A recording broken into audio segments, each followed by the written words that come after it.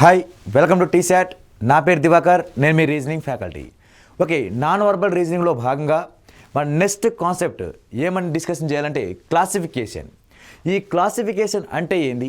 మనం క్లాసిఫికేషన్ ఇంకొక పేరు ఏమని పెట్టి పిలుస్తామంటే ఆడ్ వన్ అవుట్ అని అంటాం. ఈ ఆడ్ వన్ అవుట్ అంటే ఏంది? ఈ క్లాసిఫికేషన్ అంటే ఏంటంటే భిన్న పరీక్ష. మనకు ఇదే కాన్సెప్ట్ కూడా వర్బల్ రీజనింగ్ కూడా కనబడతాయి. ఏది? Classification topic. ఈ భిన్న పరీక్ష వర్బల్ రీజనింగ్ కూడా కనబడుతుంది.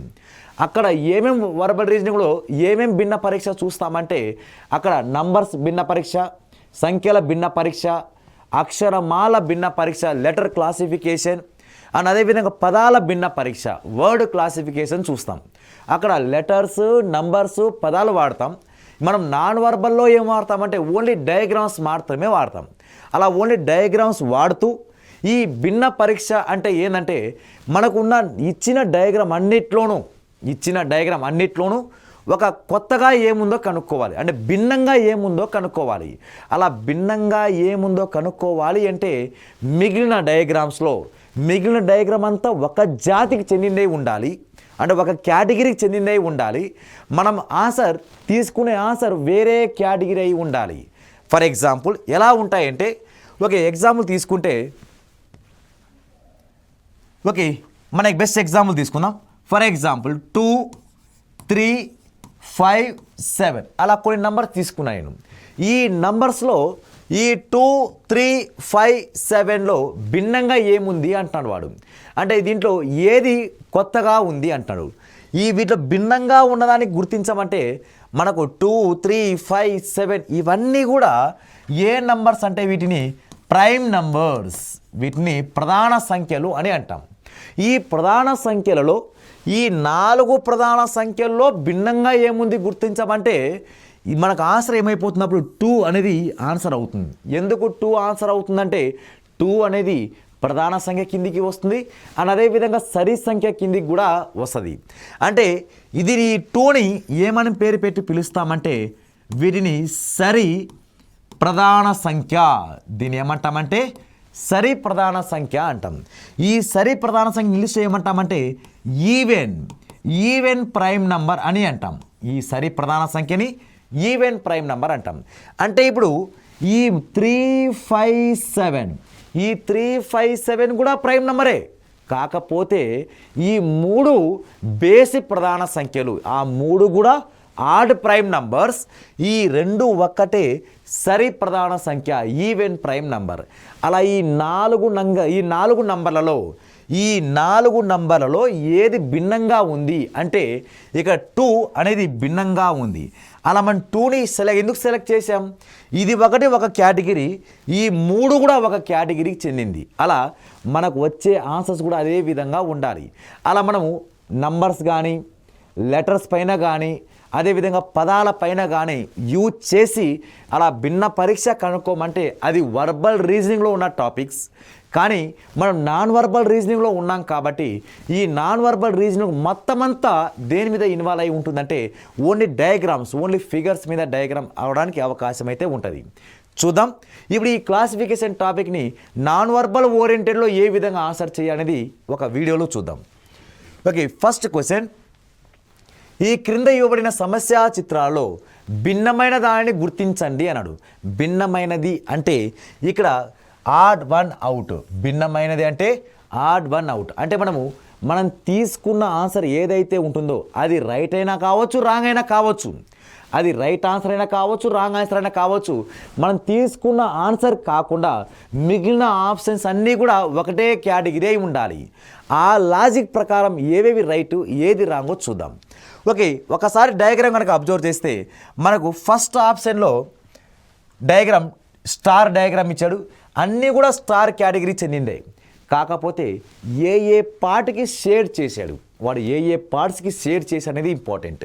ఓకే, ఇక్కడ ఈ పార్ట్కి షేడ్ చేశాడు వాడు, దానికి ఆపోజిట్లో షేడ్ చేశాడు. అంటే దాని ఆపోజిట్ ఏ భాగమైతే షేడ్ చేస్తున్నాడో దాని ఆపోజిట్లో షేడ్ చేసుకుంటూ రావాలి. ఓకే, ఇది ఒక కేటగిరీ. నెక్స్ట్ మళ్ళీ ఇక్కడ కూడా అంతే సేమ్. ఈ ట్రయాంగిల్కి షేడ్ చేస్తే దాని ఆపోజిట్ ఇటువైపు షేడ్ చేశాడు. అలా ఆపోజిట్లో షేడ్ చేసుకుంటూ వస్తున్నాడు. ఇవి 2 ఒక కేటగిరీకి చెందింది, same category. Third third one కనుక చూస్తే, థర్డ్ డయాగ్రామ్ కనుక చూస్తే దీనికి ఆపోజిట్ ఇక్కడ రావాలిగా, దానికి షేర్ చేయాలి వాడు.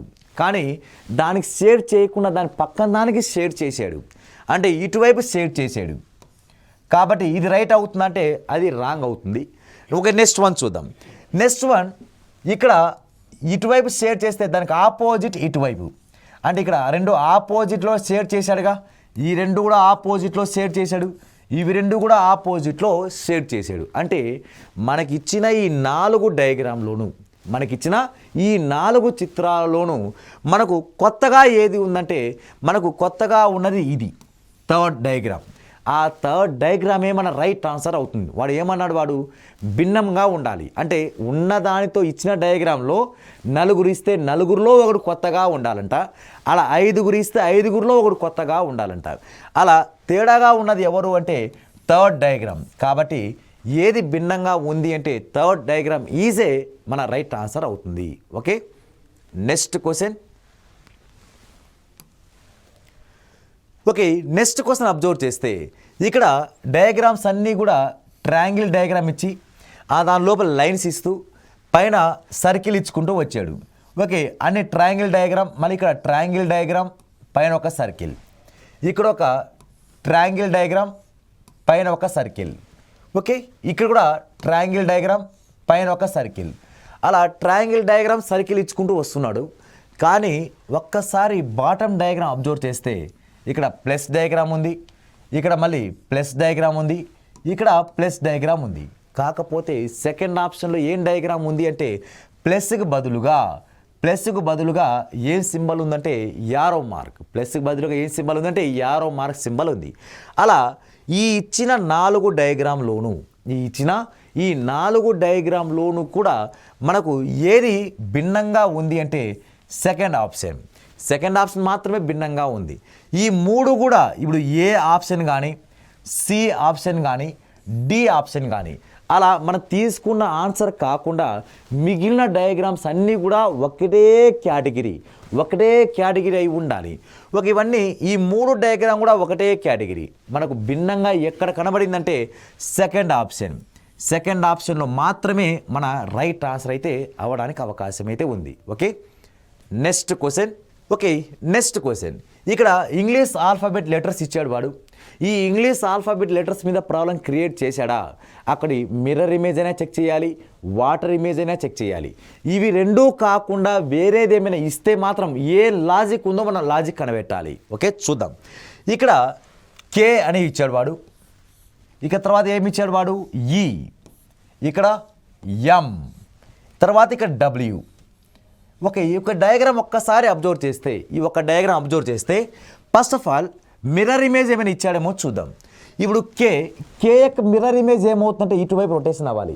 మిర్రర్ ఇమేజ్ అంటే ఏంది లేదు, రైట్ కాస్త ఏం మారిపోవాలంటే లెఫ్ట్ మారిపోవాలి, లెఫ్ట్ కాస్త రైట్గా మారిపోవాలి.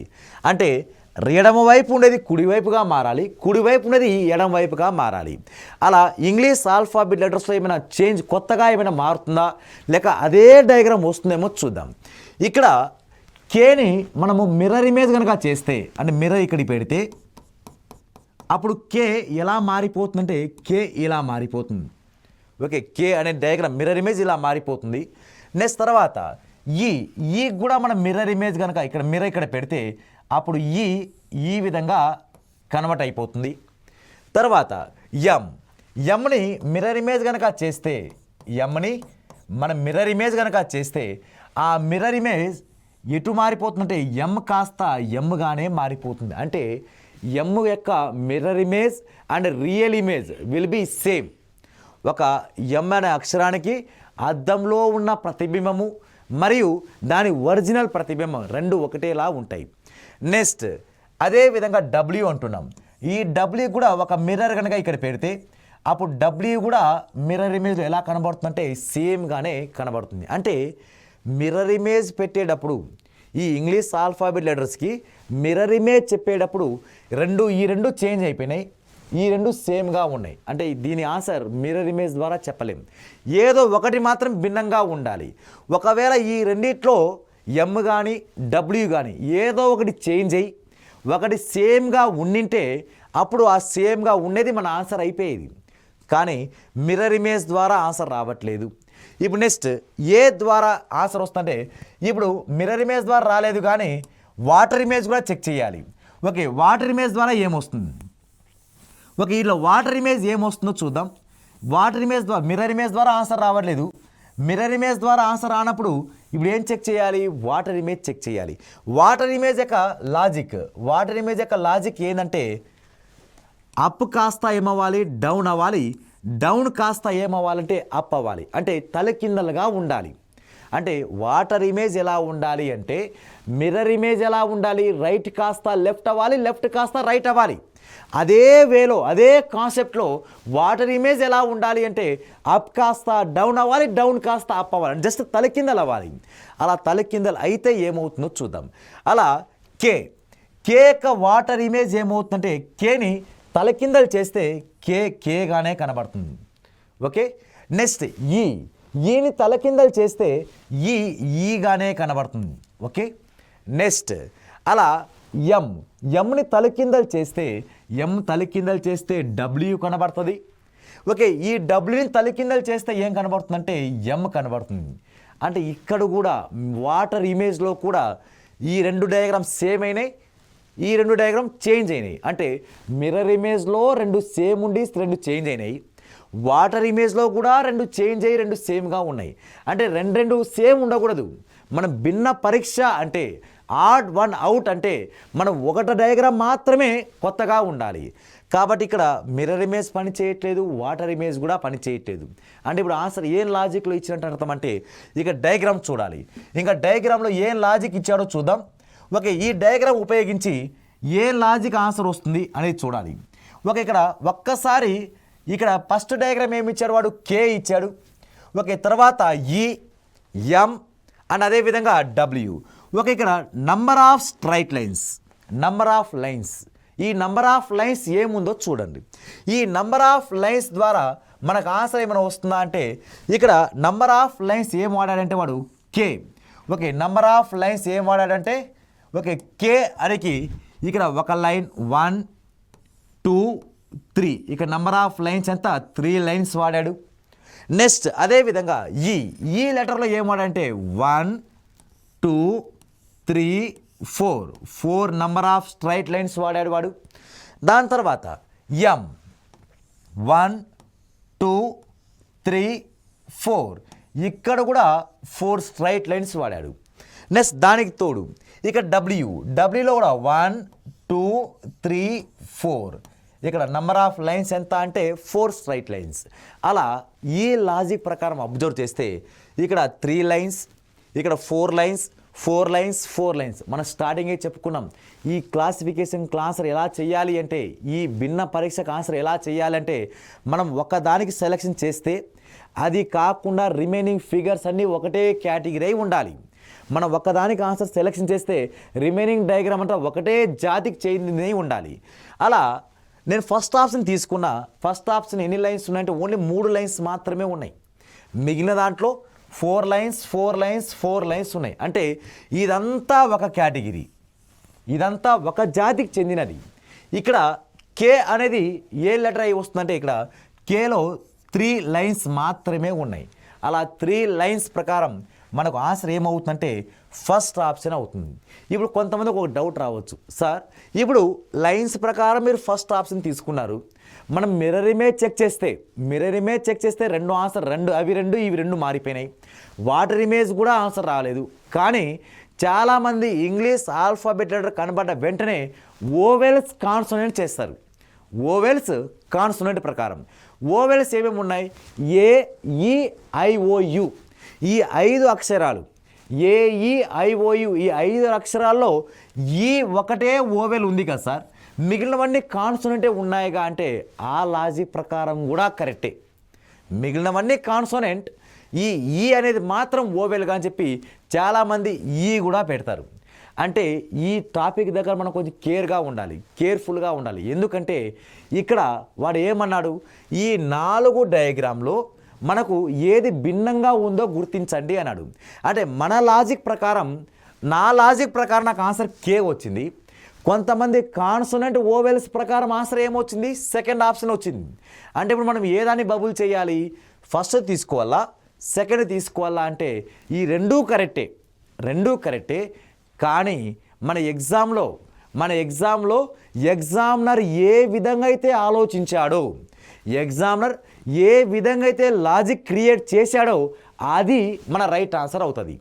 కాదు అది మనకు ఎలా తెలుస్తుందంటే, అందుకే ఈ టాపిక్ కొంతమందివి రైట్ అవుతూ ఉంటాయి, కొంతమందివి రాంగ్ అవుతూ ఉంటాయి. ఎందుకంటే ఇక డిఫరెంట్ లాజిక్లో మన ఆన్సర్ వస్తుంటాయి.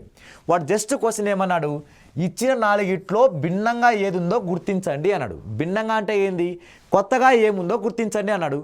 మన ప్రకారం కే వచ్చింది, కాన్సోనెంట్ ఓవెల్స్ ప్రకారం ఏమొచ్చింది, ఈ వచ్చింది. ఈ రెండు రైటే ఆన్సర్, మనమేం తప్పు అనట్లేదు. కానీ వాడు క్వశ్చన్ పేపర్ మిమ్మల్ని ఎవరైతే తయారు చేశాడో, ఆ ఎగ్జామినర్ ఏ లాజిక్ ప్రకారం మీకు క్వశ్చన్ క్రియేట్ చేశాడో ఆ లాజిక్ ప్రకారం మనం ఆలోచించాలి. అలాంటి కొన్ని సందర్భాలు ఇవి కొన్ని రైట్ అవ్వచ్చు, కొన్ని రాంగ్ అవ్వచ్చు. చూద్దాం. ఇప్పుడు నా లాజిక్ ప్రకారం ఆన్సర్ వచ్చి first option. Vowels and consonant ప్రకారం ఏది రైట్ ఆన్సర్ అంటే సెకండ్ ఆప్షన్ రైట్ ఆన్సర్ అవుతుంది. ఓకే, ఇప్పుడు నేను తయారు చేశాను కాబట్టి, నేను క్వశ్చన్ క్రియేట్ చేశాను కాబట్టి నా లాజిక్ ప్రకారం మీరు ఫాలో అవ్వాలి. నా లాజిక్ ఏమంటే number of straight lines. Okay, number of lines ప్రకారం నేను క్వశ్చన్ క్రియేట్ చేశాను. ఓకే, నంబర్ ఆఫ్ లైన్స్ ప్రకారమే తీసుకోవాలి. ఆ లాజిక్ ప్రకారం right answer is first option is a right answer. Okay, next question. Okay, next question ఇచ్చాడు వాడు, ఈ 4 డయాగ్రామ్లో ఏది భిన్నంగా ఉంది, ఏది కొత్తగా ఉందో చూడండి అన్నాడు వాడు. ఓకే, ఇక్కడ మొత్తం ట్రయాంగిల్స్ ఇచ్చుకుంటూ వెళ్ళాడు వాడు. మొత్తం ట్రయాంగిల్ ఇచ్చాడు, ఆ ట్రయాంగిల్ని మొత్తం 4 భాగాలుగా విడగొట్టాడు.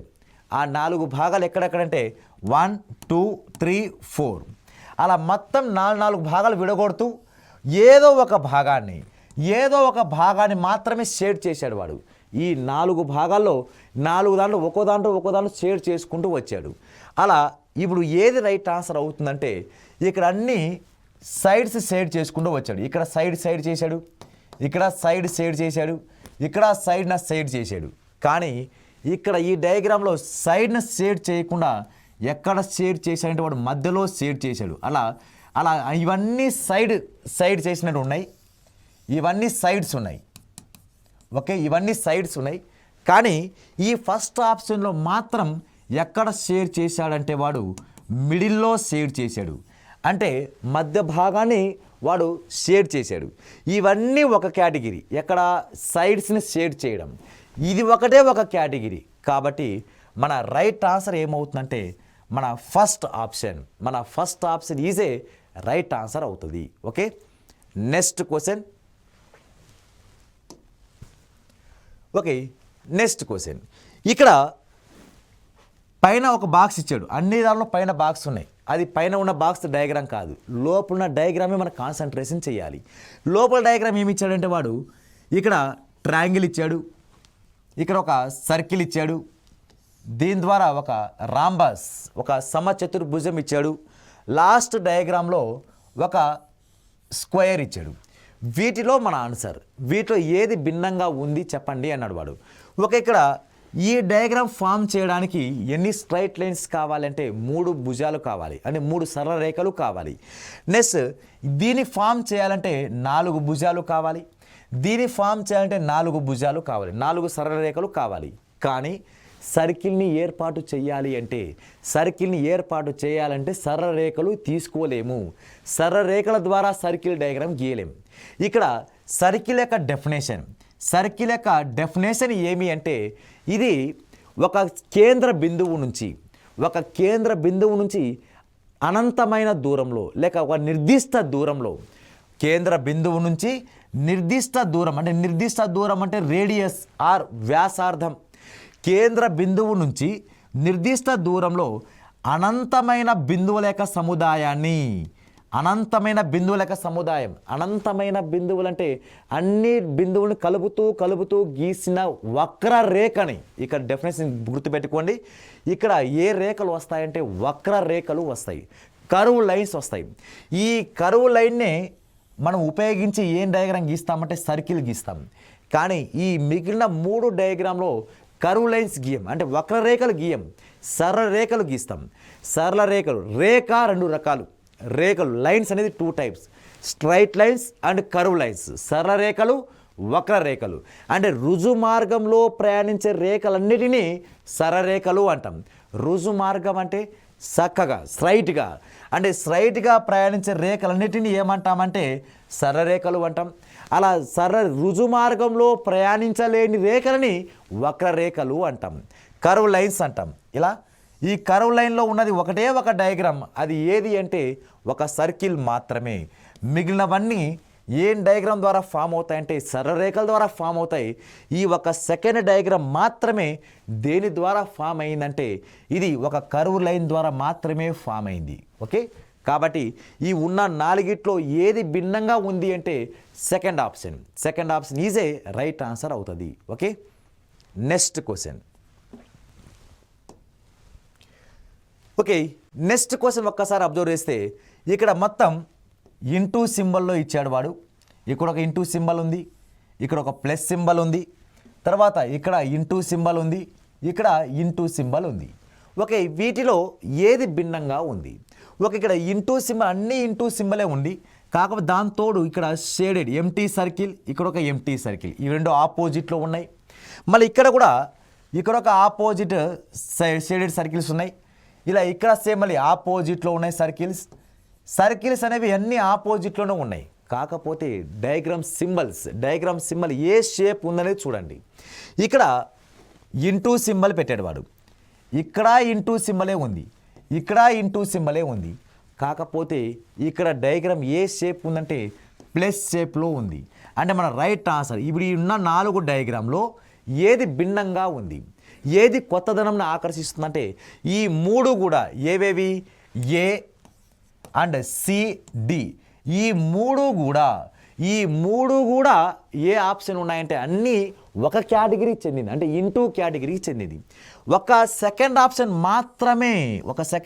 మాత్రమే కొత్తగా ఉంది. అది సెకండ్ ఆప్షన్ ఏ సింబల్లో ఉందంటే ప్లస్ సింబల్లో ఉంది. కాబట్టి ఈ ఉన్న 4 డయాగ్రామ్లో, ఈ ఉన్న 4 చిత్రాల్లో ఏది భిన్నంగా ఉంది అంటే భిన్నమైనది ఏది అంటే therefore second option is a right answer అవుతుంది. Okay, next question important question. ఇది ప్రీవియస్ ఇయర్లో వన్ ఆఫ్ ది క్వశ్చన్. ఇది చూద్దాం.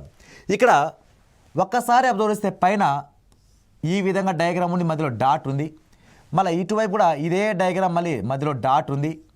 తర్వాత ఇటువైపు మళ్ళీ సేమ్ డయాగ్రామ్, మధ్యలో డాట్, మళ్ళీ ఇటువైపు సేమ్ డయాగ్రామ్, మధ్యలో ఇక్కడ డాట్, అని ఇక్కడ డాటెడ్ లైన్స్ వస్తూ ఉన్నాయి. అది బాగానే ఉంది, కానీ ఇక్కడ ఈ డయాగ్రామ్లో ఇలా ఈ విధంగా ఉంది. ఇది కూడా సేమ్ డయాగ్రామ్, ఇది కూడా సేమ్ డయాగ్రామ్, ఇది కూడా సేమ్. అంటే ఇప్పుడు నేను ఇప్పుడు వరకు గీసిన డయాగ్రామ్ అనేది సేమ్గానే ఉన్నాయి, 4 చిత్రాల్లోనూ సేమ్గా ఉన్నాయి. కాకపోతే ఈ లైన్ ఇంపార్టెంట్. ఇప్పుడు గీస్తున్న లైన్ ద్వారా మన ఆన్సర్ డిసైడ్ అవుతుంది. ఇప్పుడు ఈ లైన్ అనేది ఇన్సైడ్ ఉంది, అంటే లోపల, ఈ డయాగ్రామ్కి లోపల వైపు టచ్ అయ్యింది. ఈ లైన్ కూడా దీని లోపల వైపే టచ్ అయ్యింది ఇటువైపు. ఇక్కడ కూడా దీని లోపల వైపే ఈ లైన్ అనేది టచ్ చేశాడు. కానీ ఒక థర్డ్ డయాగ్రామ్ అబ్జర్వ్ చేస్తే ఆ థర్డ్ డయాగ్రామ్ లోపల వైపు టచ్ చేయాలిగా, కానీ ఈ లైన్ ఎక్కడ టచ్ చేశాడంటే బయట దాన్ని ముట్టాడు వాడు, బయట దాన్ని టచ్ చేశాడు. కాబట్టి ఈ 1వ డయాగ్రామ్, 2వ డయాగ్రామ్, 3వ డయాగ్రామ్, 4వ డయాగ్రామ్లో ఈ 4 డయాగ్రామ్లో ఒకటి కొత్తగా ఉంది, మిగిలిన 3 డయాగ్రామ్స్ కూడా ఒకటే జాతికి చెందింది, అంటే ఒకటే కేటగిరీలో ఉన్నాయి. అలా ఏ కేటగిరీలో ఉన్నాయి అంటే ఇప్పుడు ఈ ఫస్ట్ వన్, సెకండ్ వన్ అన్ని లోపల ఇన్సైడ్ ఉంది, ఇది ఇన్సైడే ఉంది. కాకపోతే ఈ థర్డ్ డయాగ్రామ్ మాత్రం ఎక్కడుందంటే అవుట్ సైడ్లో మాత్రమే ఉంది. కాబట్టి మనకు థర్డ్ ఆప్షన్ అనేది రైట్ ఆన్సర్ అవుతుంది. ఇక్కడ మిగిలినవి చూసుకుంటే ఇక్కడ first one, second one, fourth one ఒక కేటగిరీకి సంబంధించింది. మన ఆన్సర్ ఈజ్ థర్డ్ వన్, అది డిఫరెంట్ కేటగిరీ. కాబట్టి third answer is a right answer అవుతుంది. ఓకే, నెక్స్ట్ క్వశ్చన్ కనుక చూసుకుంటే ఇక్కడ ఒక ట్రయాంగిల్ ఉంది, దానికి ఎదురుగా ఒక ట్రయాంగిల్ ఉంది. ఇక్కడ ఒక సర్కిల్ ఉంది, ఇక్కడ ఒక సర్కిల్ ఉంది. ఇక్కడ ఒక సర్కిల్, ఇక్కడ ఒక సర్కిల్. నెక్స్ట్ వన్ ఇక్కడ ఒక ట్రయాంగిల్ ఉంది షేర్ చేశాడు, ఇక్కడ ఒక ట్రయాంగిల్ షేర్ చేశాడు. అంటే ప్రతి ఒక్క దాంట్లోనూ రెండు డయాగ్రామ్స్ షేర్ చేసుకుంటా, అంటే ప్రతి ఒక్క దాంట్లోనూ రెండు డయాగ్రామ్స్ షేర్ చేసుకుంటా రెండు ఎంటీ డయాగ్రామ్స్ కూడా ఉన్నాయి. ఇక్కడ ఏం ఎంటీ ఉన్నాయంటే ఇక్కడ ట్రయాంగిల్ ఎంటీ ఉంది, ఇక్కడ సర్కిల్ ఎంటీ ఉంది, ఇక్కడ ఒక సర్కిల్ ఎంటీ ఉన్నాయి, ఇక్కడ ఒక సర్కిల్ ఎంటీ ఉన్నాయి. అంటే దీనికి కూడా మన రెండు ఆన్సర్లు వస్తాయి. అంటే ఆలోచించే విధానం బట్టి రెండు ఆన్సర్లు వస్తాయి. ఎలా అంటే ఓకే చూద్దాం సార్. ఇప్పుడు ఇక్కడ అన్నీ ఈ మూడు డయాగ్రామ్, రెండో డయాగ్రామ్లోను, మూడో డయాగ్రామ్లోను, నాలుగో డయాగ్రామ్లోను అన్ని దాంట్లోనూ ట్రయాంగిల్కి షేడ్ చేసి, సర్కిల్ ఎంటీగా వదిలేశాడు. కానీ ఫస్ట్ డయాగ్రామ్లో ట్రయాంగిల్ ఎంటీగా ఉండి సర్కిల్ని షేడ్ చేశాడు. ఆ లాజిక్ ప్రకారం ఏది రైట్ అంటే ఫస్ట్ ఆప్షన్ కరెక్ట్. ఆ లాజిక్ ప్రకారం ఫస్ట్ ఆప్షన్ అనేది రైట్ ఆన్సర్ అవుతుంది. కానీ నెక్స్ట్ ఇంకొక లాజిక్ అబ్జర్వ్ చేస్తే ఏది ఈ లెక్క ప్రకారం ఫస్ట్ ఆప్షన్ కరెక్ట్. ఏ లాజిక్ ప్రకారం షేడెడ్ ఏది ట్రయాంగిల్ని షేడ్ చేసి, త్రిభుజాలన్నింటినీ షేడ్ చేసి, నెక్స్ట్ సర్కిల్ని ఎంటీగా ఉంచాడు. ఏది రెండో దాంట్లో, మూడో దాంట్లో, నాలుగో దాంట్లో. కానీ ఫస్ట్ డయాగ్రామ్ ఏం చేశాడు, దానికి క్వైట్ ఆపోజిట్ చేశాడు. ట్రయాంగిల్కి ఎంటీగా ఉంచి సర్కిల్ని షేడ్ చేశాడు. ఆ లెక్క ప్రకారం ఫస్ట్ది కరెక్ట్. కానీ ఇంకొక లాజిక్ కూడా ఉంది. కానీ మీకు క్వశ్చన్ పేపర్ ఎవరు తయారు చేస్తారో వాళ్ళ లాజిక్ ప్రకారం ఆలోచించాలిగా. కానీ మన లాజిక్ ప్రకారం ఇది రైట్ అయింది. ఇంకొక లాజిక్ కూడా చూద్దాం. ఇక్కడ ఏం డయాగ్రామ్ ఉన్నాయంటే ట్రయాంగిల్ డయాగ్రామ్ ఉంది, జస్ట్ నార్మల్ ట్రయాంగిల్ ఉన్నాయి. నెక్స్ట్ ఇక్కడ కూడా నార్మల్ ట్రయాంగిలే ఉంది. కానీ ఇక్కడ రైట్ యాంగిల్ ట్రయాంగిల్ అంటే త్రిభుజంలో మొత్తం మూడు కోణాల మొత్తం, ఒక త్రిభుజంలో లోపల మూడు కోణాలు మొత్తం 180 డిగ్రీలు.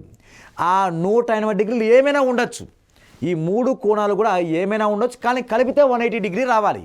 అంటే ఫర్ ఎగ్జాంపుల్ 60 ఉండొచ్చు, నెక్స్ట్ 30, 50, 100 ఉండొచ్చు. అలా ఎలా అయినా ఉండొచ్చు, కలిపితే 180 రావాలి.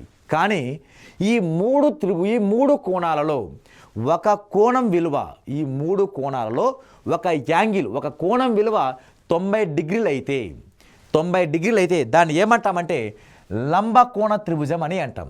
ఒక త్రిభుజంలో ఒక కోణం 90 డిగ్రీలకు సమానమైతే ఆ కోణాన్ని లంబకోణ త్రిభుజం అంటాం. In a triangle one of the angle become 90 degree is a called a right angle triangle. Okay, ఇక్కడ రెండు రైట్ యాంగిల్ ట్రయాంగిలే ఉంది.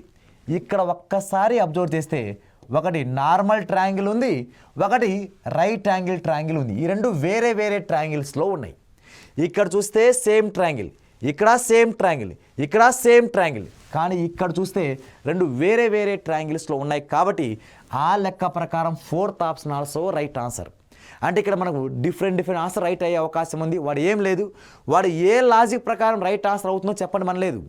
ఇచ్చిన నాలుగిట్లో మీకు కొత్తగా ఏం కనబడుతుందో చెప్పండి అన్నాడు. కాబట్టి ఈ లెక్క ప్రకారం ఫస్ట్ ఆప్షన్ తీసుకుంటే ఇక్కడ సర్కిల్కి షేడ్ చేశారు కాబట్టి ఫస్ట్ ఆప్షన్ చెప్పచ్చు.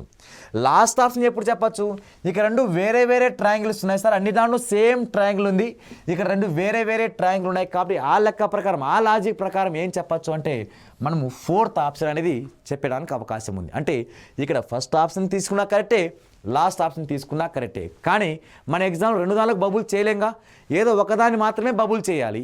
అప్పుడు ఏది రైట్ అవుతుందంటే వాడు ఎగ్జామ్లో ఏ విధంగా అయితే ఆలోచించాడో ఆ విధంగా ఆలోచించాలి.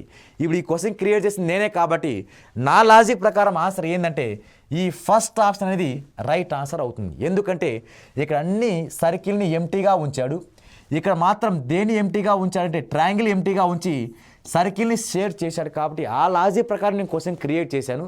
కాబట్టి first option EJ right answer అవుతుంది. ఓకే, నెక్స్ట్ క్వశ్చన్ ఒక్కసారి అబ్జర్వ్ చేస్తే ఇక్కడ ట్రయాంగిల్ ఇచ్చాడు, ఇక్కడ ట్రయాంగిల్ ఇచ్చాడు, ఇక్కడ సర్కిల్ ఇచ్చాడు, ఇక్కడ ఏమి ఇచ్చాడంటే వాడు స్క్వేర్ ఇచ్చాడు. కానీ అవన్నీ బాగానే ఉంది. ఇక్కడ లోపల చూస్తే, లోపల డయాగ్రామ్ కనుక చూస్తే ఇక్కడ స్ట్రైట్ లైన్, ఇలా లైన్ ఉంది, ఇక్కడ ఈ స్ట్రైట్ లైన్ ఇలాగే ఉంది, మళ్ళీ ఇలా లైన్ ఇలాగే ఉంది. కానీ ఈ ఒక రెండో డయాగ్రామ్లో మాత్రం ఇలా నిలువుగా ఉన్న లైన్ కాస్త ఇక్కడ ఏమొచ్చిందంటే అడ్డంగానే ఉంది. అలా ఈ లెక్క ప్రకారం మనకు రైట్ ఆన్సర్ ఏమవుతుందంటే మనకు రైట్ ఆన్సర్ సెకండ్ ఆప్షన్. ఎందుకంటే డయాగ్రామ్ బయట డయాగ్రామ్ మీద కాన్సన్ట్రేషన్ చేయలేదు, వాడు లోపల ఒక లైన్ ద్వారా కాన్సన్ట్రేషన్ చేశాడు.